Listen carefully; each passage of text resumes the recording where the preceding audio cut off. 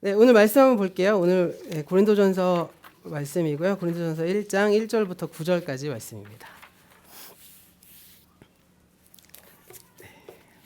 고린도전서 1장 1절부터 9절 말씀. 좀 길어도 우리 그래도 한 목소리로 한번 읽어볼까요? 함께 읽어볼게요. 자, 시작. 하나님의 뜻으로 그리스도 예수의 사도로 부르심을 받은 나 바울과 형제 소스데네가 고린도에 있는 하나님의 교회에 편지를 씁니다. 그리스도 예수 안에서 거룩하여지고 성도로 부르심을 받은 여러분에게 문안드립니다. 또 각처에서 우리 주 예수 그리스도의 이름을 부르는 모든 이에게도 아울러 문안드립니다. 예수 그리스도는 이 사람들의 주님이시며 우리의 주님이십니다. 하나님 우리 아버지와 주 예수 그리스도께서 내려주시는 은혜와 평화가 여러분에게 있기를 빕니다. 나는 여러분이 그리스도 예수 안에서 받은 하나님의 은혜를 생각하고 여러분의 일로 언제나 하나님께 감사를 드립니다. 여러분은 그리스도 안에서 모든 면에 풍족하게 되었습니다. 곧 온갖 언변과 온갖 지식이 늘었습니다. 그리스도에 관한 증언이 여러분 가운데서 이렇게 튼튼하게 자리 잡았습니다. 그리하여 여러분은 어떠한 은사에도 부족한 것이 없으며 우리 주 예수 그리스도의 나타나심을 기다리고 있습니다. 우리 주 예수 그리스도께서 나타나실 날에 여러분이 흠잡을 데 없는 사람으로 설 수 있도록 주님께서 여러분을 끝까지 튼튼히 세워주실 것입니다. 하나님은 신실하신 분이십니다. 하나님께서는 여러분을 부르셔서 그 아들 우리 주 예수 그리스도와 친교를 가지게 하여 주셨습니다. 아멘. 네.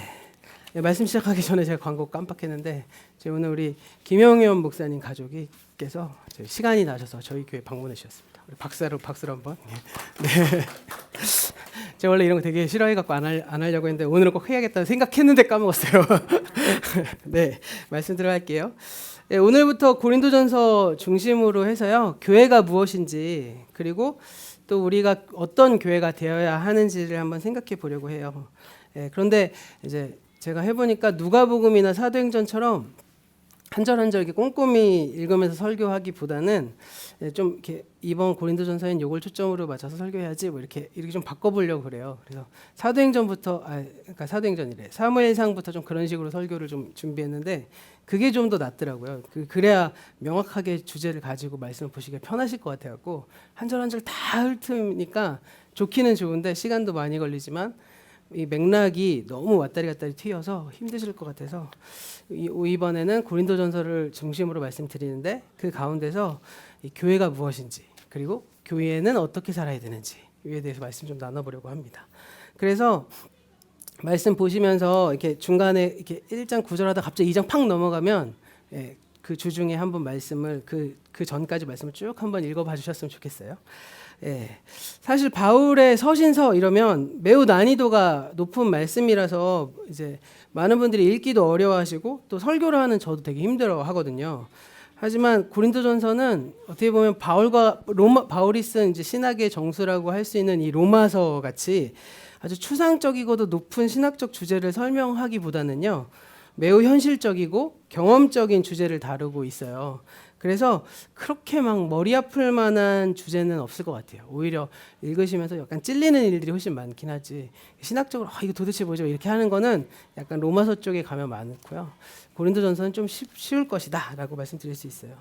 그리고 사실 로마서보다 고린도전서가 먼저 쓰였거든요. 그렇기 때문에 고린도전서 읽고 나중에 이제 하나님 나라 복음에 대해서 조금 더 이제 신학적인 생각이 깊어지시면 그때 로마서 가도 될 것 같고요. 저도 그렇게 로마서를 설교하려고 그래요. 그래서 지금 로마서를 하고 요한계시록을 할까, 요한계시록하고 로마서 할까 막 지금 고민하고 있는데 아무래도 요한계시록하고 로마서는 조금 약간 집중해서 해야 될 거기 때문에 저희 교회가 어떠한 신학적인 개념을 가지고 말씀을 보고 있고 이것들을 좀 이렇게 밑바탕에 좀 쌓아 두시고 보시는 게 훨씬 좋을 것 같아서 그래서 로마서의 말씀은 고린도전서의 말씀하고 좀 그래도 맥이 많이 닿거든요.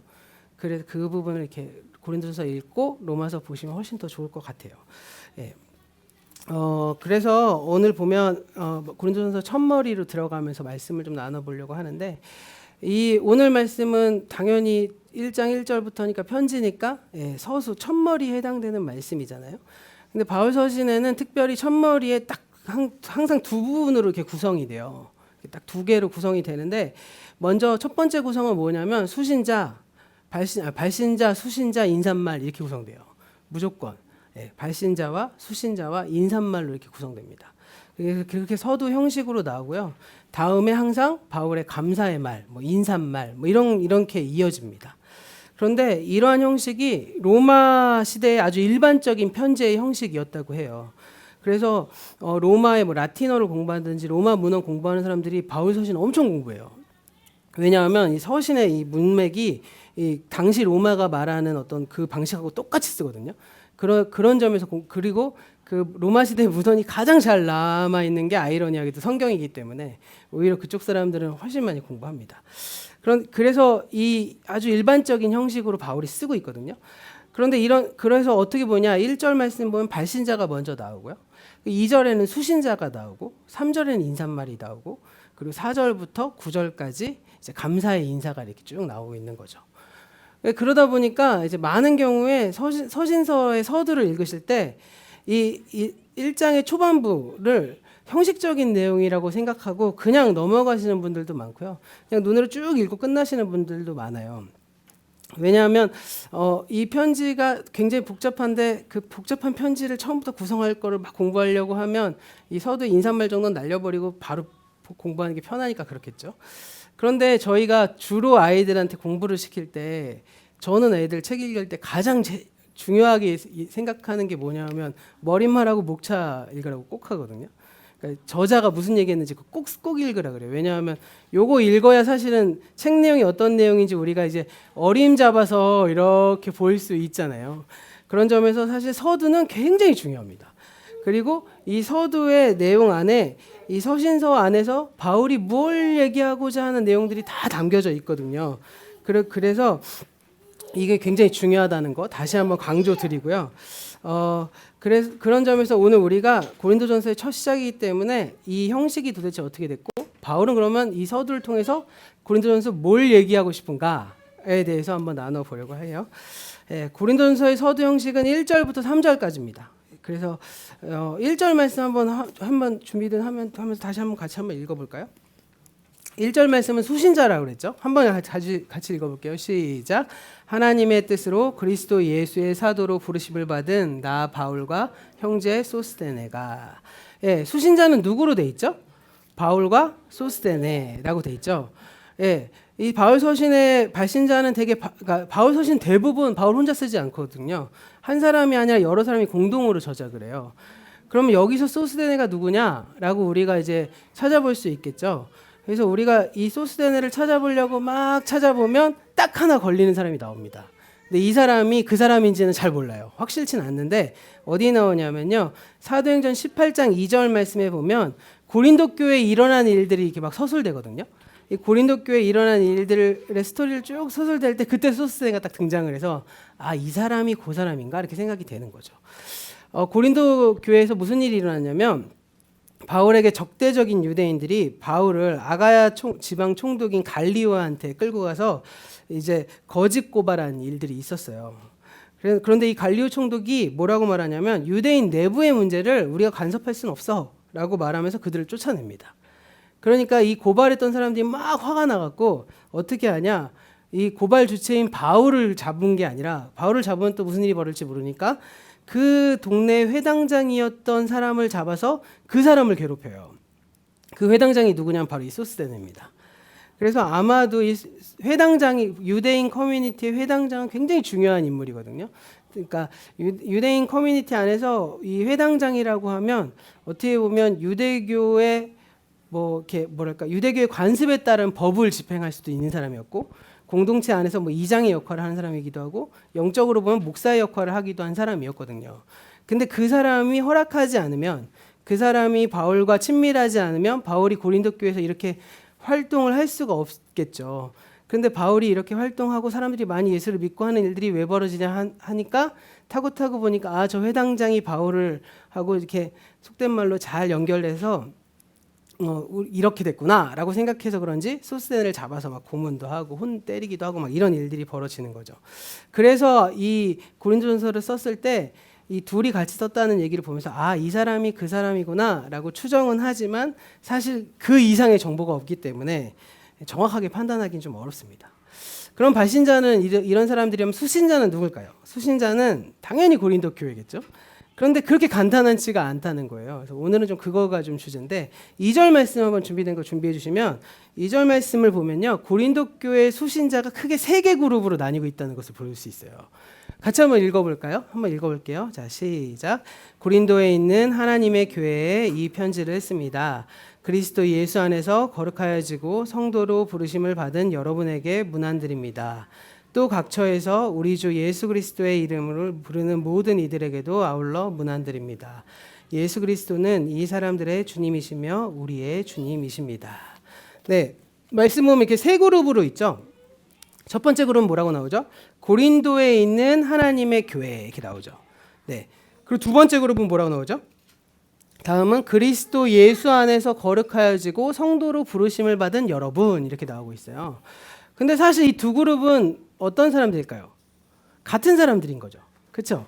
예, 보면 고린도에 있는 하나님의 교회에 편지를 쓰는데 그리스도 예수 안에서 거룩하여지고 성도로 부르심을 받은 사람은 누굴까? 바로 그 사람이 하나님 고린도의 교회 교인들이겠죠. 예, 그래서 사실 이 두 그룹은 같은 사람들이라고 봐도 무방합니다. 왜냐하면 고린도 교회가 예수 그리스도 안에서 거룩하여지고 성도로 부르심을 받은 사람이기 때문이니까요. 그래서 세 번역에서는 이걸 뭐라고 설명하냐면 개역 성경에서는 화면 넘어가네. 개역 성경에서는 그냥 따로따로 분류하는 게 명확한데 세 번역에서는 뭐라고 말하냐면요. 예, 이 말씀 그대로 그리스도 예수 안에서 거룩하여지고 성도로 부르심을 받은 여러분 이렇게 해석을 해서 두 개 그룹으로 이렇게 느낀 것처럼 보이지 않아요. 근데 원래 원문에서는 원문하고 개역 성경만 해도 딱딱 갈라집니다. 고린도 교회 딱 나오고 딱 나오게 두 그룹으로 나눠지는데 그러니까 세 번역은 좀 의역을 한 거죠. 그래갖고 이렇게 한 그룹처럼 보이게 한 것입니다. 그럼 남은 한 그룹은 누굴까요? 네, 이 그룹은 오늘 말씀 마지막쯤에 좀 설명을 드리면서 마무리를 좀 하려고 해요. 그런데 제가 말씀드리고 싶은 건 여기서 주목해야 될 지점이 하나 더 있다는 거예요. 바로 고린도 교회에 발신자와 수신자가 동일한 형용사로 수식되어 있다는 거죠. 동일한 형용사로. 어떤 형용사일까요? 말씀 한번 찾아보시면 1절과 2절에 나오는 형용사가 동일한 수식어로 돼 있어요. 예, 뭐죠? 부르심을 받았다 이렇게 나오고 있죠. 예, 본문 1절을 보면 바울이 스스로 뭐라고 말하냐면 하나님의 뜻으로 그리스도 예수의 사도로 부르심을 받은 사람 이렇게 말하죠. 또 2절 말씀 보면 뭐라고 그래요? 고린도 교회는 그리스도 예수 안에서 거룩하여지고 성도로 부르심을 받은 사람 이렇게 나옵니다. 이게 이제 부르심이라는 거에 좀 초점을 맞춰보려고 해요. 이렇게 발신자인 바울은 사도로 부르심을 받은 사람이고요. 수신자인 고린도 교회는 성도로 부르심을 받은 사람들이죠. 그러니까 고린도 교회는 부르심을 받은 사도가 부르심을 받은 성도들에게 보낸 편지구나라고 우리가 생각해 볼 수 있습니다. 그래서 바울은요, 이 말을 그러면 그냥 상투적으로 썼을까요? 뭔가 의도를 가지고 썼을까요? 네. 근데 이거 상투적으로 썼다고 보기 좀 어려워요. 왜냐하면 오늘 말씀 마지막에 이 부르심이라는 말이 다시 한번 반복되고 있기 때문입니다. 9절 말씀 한번 볼까요? 화면 준비해 주시면. 네. 괜찮아요. 예, 애기들의 특권 아니겠습니까? 네. 나중에 생각하면 돌이켜보면 창피한 일이겠지만 지금 아이들의 특권이겠죠. 자, 9절 말씀 한번 같이 한번 읽어볼게요. 시작. 하나님은 신실하신 분이십니다. 하나님께서는 여러분을 부르셔서 그 아들 우리 주 예수 그리스도와 친교를 가지게 하여 주셨습니다. 여기 보면 여러분을 부르셔서 나오죠. 그러니까 사도 바울이 일부러 한 번 더 쓰는 거죠. 이렇게 강조하고 싶으니까. 그래서 9절 말씀 중에 두 번째 하나님께서 여러분을 부르셔서라는 말씀 여기서부터 직역을 해보니까 이렇게 해석이 돼요. 그분을 통해 여러분은 그의 아들 예수 그리스도 우리 주의 코이노니아로 부르심을 받았습니다. 이렇게 나르고 있습니다. 이 구절은 우리가 하나님의 부르심을 받았다는 사실을 계속 반복해서 서술할 뿐만 아니라 그 부르심의 목적이 무엇인지도 분명히 말하고 있다는 거예요. 사실 우리가 예수님을 믿을 때 부르심을 받았다 이렇게 말하잖아요. 예, 뭐 저도 어디 나가면 목사로 부르심을 받았다 그렇게 나오잖아요. 이 부르심을 받았다는 말이 한자로 뭐죠? 우리가 부르심 받았다는 말보다 더 자주 쓰는 말인데 소명을 받았다 이렇게 얘기하잖아요. 당신의 소명이 뭐예요? 이렇게 물어보고 어떻게 목사로서의 소명을 갖게 됐습니까? 이런 거 계속 물어보거든요. 저는 사실 목사가 되기 전까지 진짜 짜증났던 게 뭐냐면 1년에 한 번씩 목사님들이 모여서 소명을 자꾸 물어봐요.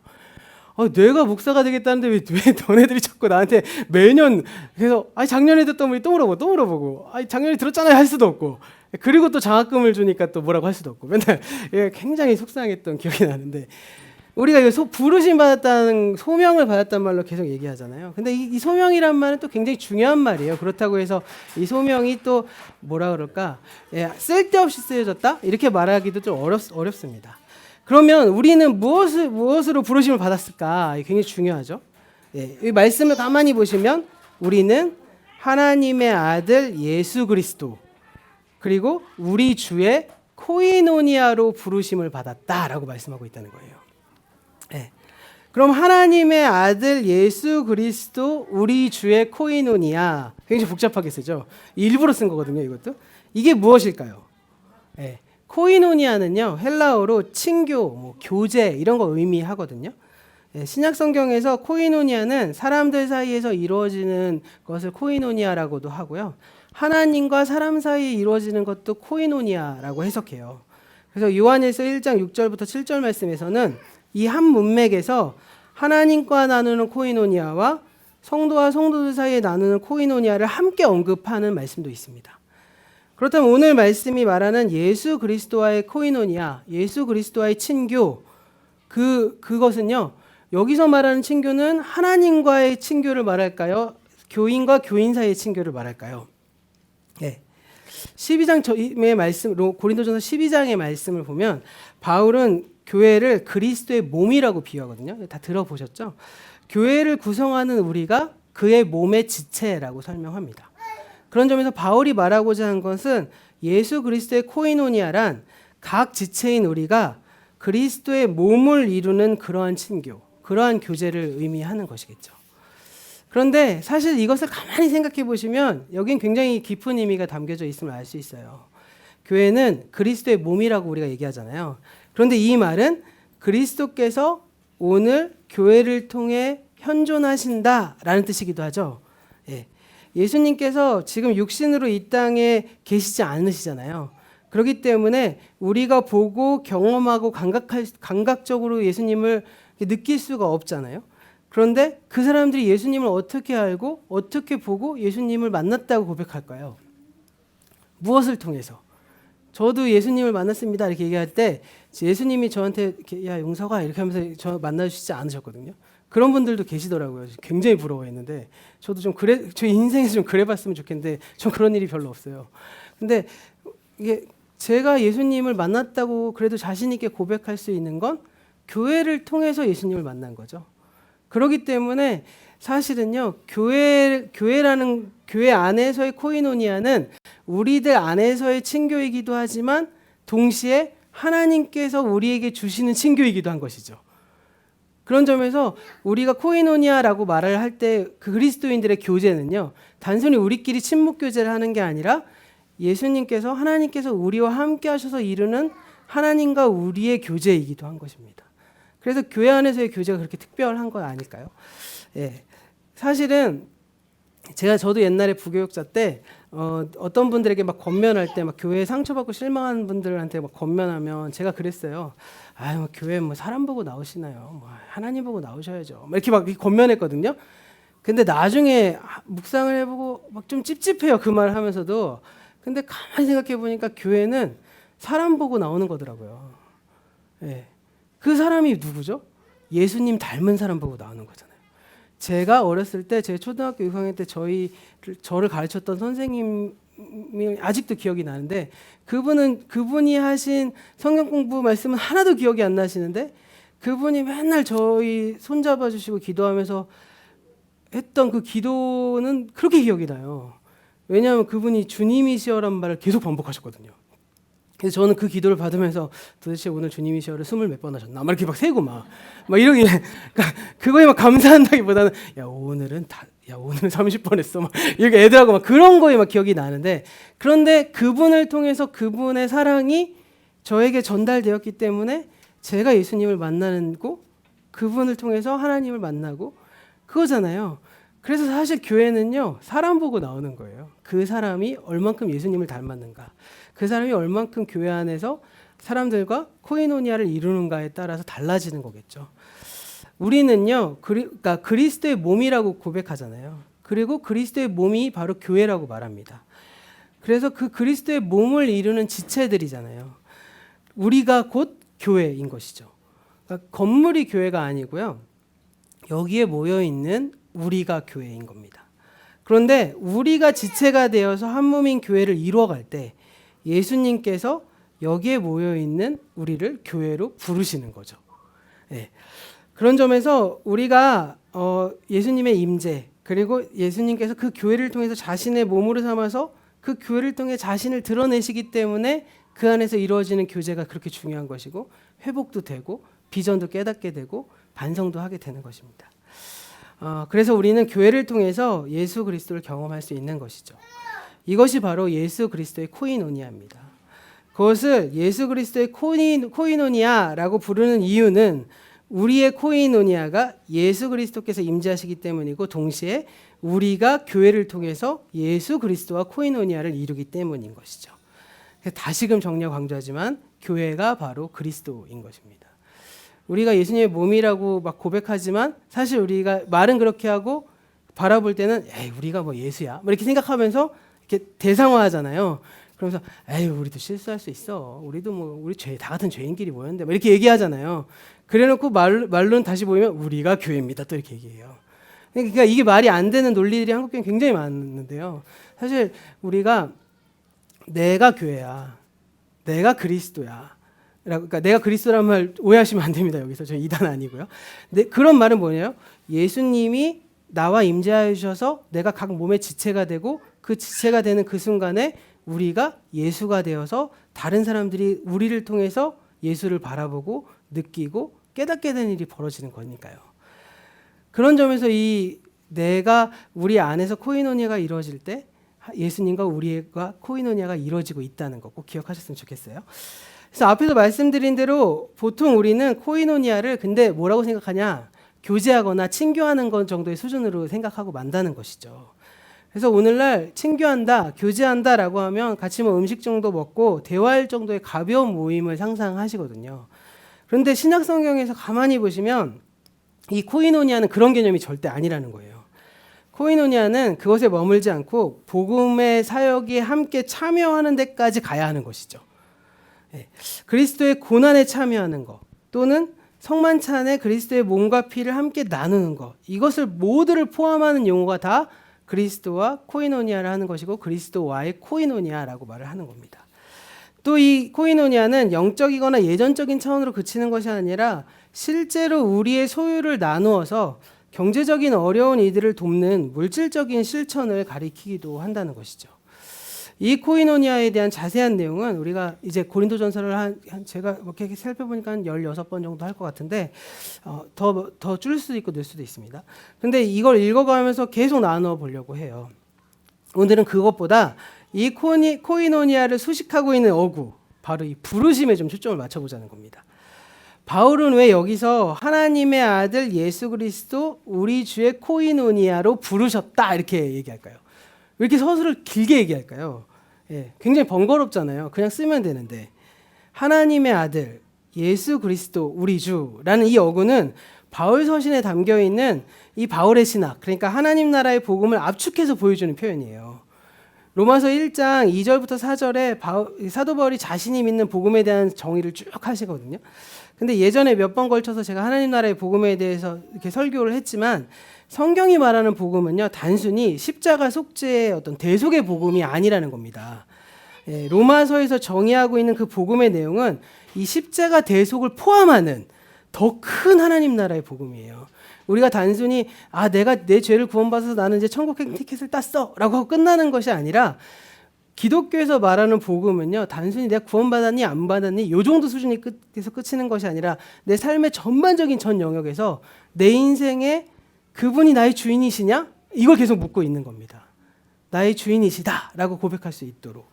그렇기 때문에 로마서가 계속 그렇게 말하고 바울 서신도 얘기하고 예수님도 그렇게 말씀하시고, 그래서 저는 저희 이제 이것을 공부하는 분들은 이것을 뭐라고 정의하냐면 그냥 복음이라고 하면 헷갈리니까 하나님 나라의 복음이다라고 말씀드려요. 왜냐하면 예수님께서 가장 먼저 마가복음에서 모셔서 말씀하셨던 첫 설교가 뭐냐면 때가 찼고 하나님의 나라가 가까웠으니 회개하고 복음을 믿어라 이렇게 하셨잖아요. 하나님의 나라가 가까이 왔다라는 말씀 자체가 예수님의 복음이거든요. 그래서 우리는 하나님 나라의 복음이라고 설명을 하는 겁니다. 그래서 이 하나님 나라의 복음의 그 주된 내용이 로마서 1장 4절에 정리되고 있어요. 그래서 제가 설교 노트에는 정리해 드렸는데 1장 4절 말씀도 함께 읽어보도록 할게요. 화면 준비된 거 보여주시고. 네, 안 되나요? 1장 4절 말씀 함께 읽어보겠습니다. 그 내용 보시고요. 시작. 성경으로는 죽은 사람들 가운데서 부활하심으로 나타내신 권능으로 하나님의 아들로 확정되신 분이십니다. 그는 곧 우리 주 예수 그리스도십니다. 이 말씀 자세하게 살펴보자면 이 4절에서 예수 그리스도를 가리키는 호칭만 뽑아놓으면 어떻게 되죠? 하나님의 아들, 우리 주, 예수 그리스도 이렇게 되어 있습니다. 마지막에 우리 주 예수 그리스도라고 나오고 있는데요. 우리 주 예수 그리스도는 우리에게 아주 익숙한 표현이고요. 원래 원문에 보면요. 순서가 바뀌어 있어요. 예, 근데 순서가 사실 이게 굉장히 중요하거든요. 저는 왜 해석이 이렇게 됐나 이런 가끔 의문이 되는데 해석을 이렇게 바꾸면 정말 좋을 것 같습니다. 예, 원래 원문의 순서대로면 예수 그리스도 우리 주 이렇게 되어 있습니다. 예, 그러니까 우리 주 예수 그리스도라는 말도 어색한 건 아닌데 예수 그리스도 우리 주 이렇게 되어 있는 거예요. 그래서 예수님 호칭 다시 정리해 보자면 하나님의 아들 예수 그리스도 우리 주 이렇게 되어 있다는 겁니다. 이 고백대로 하나님의 아들이신 예수는 그리스도시고요. 우리의 주님이 되셨다. 이거죠.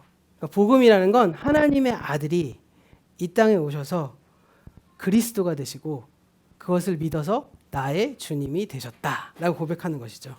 바울이 이렇게 고백합니다.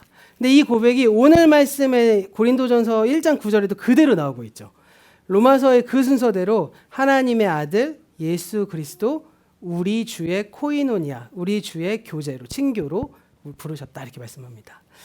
하나님은 우리를 하나님의 아들 예수 그리스도 우리 주님의 코이노니아로 부르셨습니다. 그것은 우리가 그리스도의 몸을 이룸으로써 예수 그리스도의 주되심에 내가 함께 참여한다는 것이죠. 그런 점에서 내가 그분의 코이노니아에 참여한다는 것은요. 내가 그분을 뜻대로 그분과 동의해서 그분과 함께 하는 것을 의미하는 것이겠죠. 그러면 예수 그리스도의 무엇에 참여한다는 걸까요? 네, 바로 우리 주 예수 그리스도의 주님 되심에 내가 참여한다는 거죠. 말로는 내가 예수님 우리의 주님이셔, 예수님 우리의 그리스도야, 예수님 우리의 죽음에서 부활하셨어 라고 말은 다 할 수 있지만 내가 참여하느냐 안 하느냐는 전혀 다른 차원의 세계로 넘어가는 거죠. 근데 우리는 제가 자꾸 말씀드리지만 한국교회는 믿음과 행함을 갈라놔요. 그래서 예수를 믿는다라고 마음으로 믿고 입으로 신해서 너는 믿었어. 그래 믿으면 돼. 삶은 나는 아직 죄인이니까. 이렇게 자꾸 생각한다는 거죠. 근데 제가 자꾸 말씀드리지만 내가 누군가를 간절히 사랑하면 뭐하죠? 마음으로만 사랑하고 행동으로는 욕하나요? 난 아니야 이렇게 하나요? 아니잖아요. 자연스럽게 잘해주게 되고 눈이 한 번 더 가고 삶이 가잖아요. 내가 예수님을 주인으로 고백하고 그리스도라고 고백하는데 삶이 이어지지 않으면 그거 좀 이상한 거잖아요. 근데 이상하게 그게 이어지지 않아도 괜찮은 것처럼 한국교회가 만들어 놓은 게 지금의 우리의 모습이 아닐까 저는 감히 생각해 봅니다. 그런 점에서 우리가 그리스도의 주되심에 함께 참여한다는 것은 굉장히 중요한 의미예요. 로마서 5장 17절에서 바울이요. 우리가 예수 그리스도로 말미암아서 생명 안에서 주와 함께 왕노릇하게 될 것이다 이렇게 말하거든요. 그리스도의 몸에 참여해서 우리가 그리스도와 함께 뭐 한다고요? 왕노릇하는 거죠. 그것이 바로 하나님의 아들 예수 그리스도 우리 주의 코이노니아인 것입니다. 여기서 왕노릇한다는 것은 무슨 뜻일까요? 다스린다는 거죠. 왕노릇은 다스린다는 거잖아요. 왕이라는 헬라어 명사가 바실리우스라고 하는데요. 동사, 그 왕이 움직인다 할 때 동사는 바실리오라고 그래요. 그러면 그것은 무슨 뜻이냐? 다스린다, 통치한다라는 뜻이고요. 주님을 뜻하는 헬라어 명사가 퀴리오스거든요. 그런데 그것의 동사가 퀴리류오라고 그래요. 그래서 그건 뭐냐? 주님 노릇한다. 주님이 다스린다라는 뜻입니다. 결국 하나님의 주대심, 예수 그리스도의 주대심을 우리가 함께 참여한다는 것이고요. 모든 피조 세계의 하나님 나라를 이루는 그 사역에 우리가 동참한다는 것이죠. 그런 점에서 우리가 밥을 먹는 것도 주님의 나라에 동참하는 것이고, 내가 삶을 살아가는 것도, 누군가 관계를 맺는 것도, 일을 하는 것도, 심지어는 화장실을 가는 것도, 내 위생에 신경을 쓰는 것도 다 하나님 나라와 관련이 되어 있는 삶의 모습인 것이죠. 그러니까 하나님의 아들 예수 그리스도 우리 주의 코이노니아라는 말은 교회의 정체성과 사명을 동시에 보여주는 말인 것이죠. 내가 어떻게 살아가느냐가 이 말 안에 담겨 있는 거잖아요. 제가 아는 분 중에 환경에 굉장히 관심 많으신 분들이 있는데, 그분은 아침에 딱 눈 떠서 잠자기 전까지 변기물을 안 내리세요. 굉장하신 분이죠. 나는 그렇게 못 산다. 제가 한번 제 아내랑 했다가 부부싸움 날 뻔했거든요. 큰 거는 내리지만 작은 건 참자 이랬다가 저도 못 참겠더라고요. 그런데 미국의 그 환경 공동체에는 화장실 표안에 이렇게 써 있어요. 물이 검은색으로 변하기 전까지 내리지 마세요. 이렇게 써 있어요. 그 정도로 물을 아끼는 거거든요. 사람들이 비웃어요. 야, 네가 그 물 아껴 쓴다고, 그 뭐 물이 얼마나, 너 하루 그 물 아껴갖고 뭐 목욕할 때 뭐 3리터 쓰고 5리터 쓴다 그러는데 그거 아낀다고 물이 다 깨끗해져? 막 이렇게 막 욕하고 막 그래요. 근데 그 친구가 뭐라고 말하냐면, 내가 하나 아끼고 안 아낀다고 이 대한민국의 수질이 완전하게 깨끗해지는 거 아닌데, 내 삶이 그렇게 삶으로 인해서 나의 생각을 다시 한번 새긴다는 거죠. 그래서 그 친구는 아침에 목욕할 때도 이렇게 다리를 벌리고 목욕해요. 여기다 바닥에 물 받아놓고요. 이렇게 목욕을 해서 그 물을 가지고 변기에 이렇게 넣더라고요. 그럼 물 한 번 또 아낀다고. 굉장한 친구인 거죠. 그러니까 텀블러를 가지고 커피숍에 가는 거. 이 모든 행동들의 모습이 뭐죠? 내가 무엇을 지향하고 사는가를 보여주는 것이잖아요. 그런 점에서 내가 그리스도를 나의 주로 삼는다는 것은 나의 생활의 삶의 패턴에서 내가 무엇을 가지고 고민하고 있고 살아가는 것인지를 보여주는 거라는 겁니다. 그런 점에서 이 우리 주의 코이노니아라는 말 안에는 교회라는 곳의 정체성은 도대체 무엇인지, 사명이 무엇인지를 설명하고 있는 것이죠. 그런 점에서 교회가 무엇일까 고민해 볼 필요가 있겠죠. 교회란 모든 그리스도인들이 지체로 참여해서 예수 그리스도의 몸을 이루는 공동체인 것이죠. 그러면 그 교회의 사명은 무엇일까요? 교회의 사명은 하나님의 아들 예수 그리스도께서 우리의 주님이 되셔서 온 이 피조 세계에 하나님의 나라를 이루시는 그 일에 함께 참여하는 것이죠. 처음에도 말씀드렸듯이 교회의 정체성과 사명에 대한 이해가 언제부터인지 모르지만 이게 뭐랄까 이렇게 막 좀 섞여 버렸어요. 그러다 보니까 예수님을 믿는 사람들의 삶의 태도의 모습과 그분의 말하는 게 약간 어긋나기 시작하고, 그 어긋나기 시작하니까 사실 불균형적으로 보이는 불행한 일들이 일어나는 거잖아요. 그런 점에서 우리가 고린도전서의 말씀은 굉장히 중요합니다. 그래서 1월 첫 주에 의도하지 않았지만 고린도전서의 말씀을 보게 하신 건 또 하나님 뜻이 아닌가, 또 이런 생각을 해봅니다. 정말 바울이 이러한 교회론에 좀 기초해서 고린도 교회 여러 문제들에 대한 해결책을 계속 제시하거든요. 왜냐하면 고린도 교회는 그렇게 안 산 교회였기 때문에. 고린도전서의 첫머리는 고린도전서의 주제가 담겨 있습니다. 그와 관련해서 고린도전서에서 우리가 한 가지 또 고려해야 될 점이 있다면, 바로 이제 방금 말했던 그 세 번째, 이 부르심의 세 번째 사람들이 도대체 무엇이냐라는 것을 설명드리고 오늘 설교를 좀 마무리하려고 해요. 앞에서 우리가 고린도전서의 수신자를 3개 그룹으로 나눴고 2개만 살펴봤잖아요. 그 수신자를 잘 관찰하면, 다시 설명드리면, 첫 번째는 고린도에 있는 하나님의 교회, 두 번째는 그리스도 예수 안에서 거룩하여지고 성도로 부르심을 받은 사람들, 그래서 둘 다 같은 사람들이라고 그랬죠. 그리고 마지막으로 셋째로 제시한 사람들은 좀 달라요. 세 번째 수신자 그룹은 또 각처에서 우리 주 예수 그리스도의 이름을 부르는 모든 이들에게도 라고 되어 있다는 겁니다. 뭐죠? 각처에서 예수 그리스도의 이름을 부르는 모든 이들, 바로 전 세계에 모여있는, 예수를 주인으로 고백하고 있는 모든 그리스도인들이라고 말하고 있는 것이죠. 그런 점에서 고린도전서는 고린도 교회에서 일어난 문제들에 대해 권면함으로써 고린도 교회라는 특정적인 교회를 염두에 두고 보낸 편지이기도 하지만 더 나아가서는 고린도 교회와 함께 다른 지역에 살고 있는 모든 그리스도인들을 수신자로 언급하고 있다는 것입니다.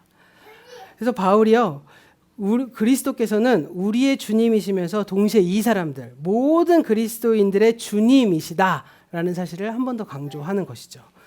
그것이 바로 고린도 교회로 하여금 교회가 도대체 무엇이냐를 다시 한번 생각해 볼 수 있게 만드는 것이기도 할 거예요. 말씀을 마무리할게요. 사실 고린도 교회는요, 그리 모범적인 교회는 아니었습니다. 그 교회 안에 수많은 문제들이 일어났거든요. 근데 가장 중요한 이유, 이 수많은 여러 문제를 다 종합해서 이 고린도 교회는 뭐가 문제야? 라고 한다면 딱 하나를 꼽을 수 있는데 바로 교회의 공교회됨을 잊어버렸다는 거예요. 교회의 공공성을 망각하고 있었기 때문입니다. 교회가 그리스도의 몸이라고 할 때 그것은 지역교회를 가리키는 말이 아니거든요. 이음교회가 하나고 저기 뒤에 있는 큰 향상교회가 하나고 그 옆에 은혜샘물교회가 하나고 하나의 몸이고 이것도 몸 저것도 몸 우리도 몸에서 근데 우리는 작은 몸이고 쟤네는 큰 몸이고 뭐 이런 것이 아니라는 겁니다. 그 몸이란 교파나 국가나 시대를 불문하고 이 땅에 존재하고 있는 그리고 이 땅에 존재했고 또 앞으로도 존재할 모든 그리스도인들을 모여서 하나로 교회로 묶은 거죠. 그래서 그걸 가지고 우주적 교회다 뭐 이렇게 얘기도 합니다. 그런 점에서 그 공교회, 그 보편적인 교회가 바로 그리스도의 몸이고요. 그 몸이 바로 하나의 몸이다라고 우리는 고백하는 겁니다. 만일요, 고린도 교회가 그러한 교회 공공성을 바로 인식하고 있었다면 이 고린도 교회가 이렇게 무질서하진 않았을 거예요. 좀 바꿔서 우리에게 적용해 볼까요? 만일 한국 교회가 공공성을 바로 알고 있었더라면요, 오늘날 한국 교회처럼 되진 않았을 것입니다. 비교적 최근 5년, 10년 사이에 한국 교회 안에 여러 가지 문제들이 막 본물 터지듯이 일어났거든요. 뭐 세습에 대한 문제도 있었고, 성폭력에 대한 문제도 있었고, 노골적인 정치 세력화에 대한 문제도 있었습니다. 하나하나 말하기에도 민망스러운 일들이 막 터지고 일어났거든요.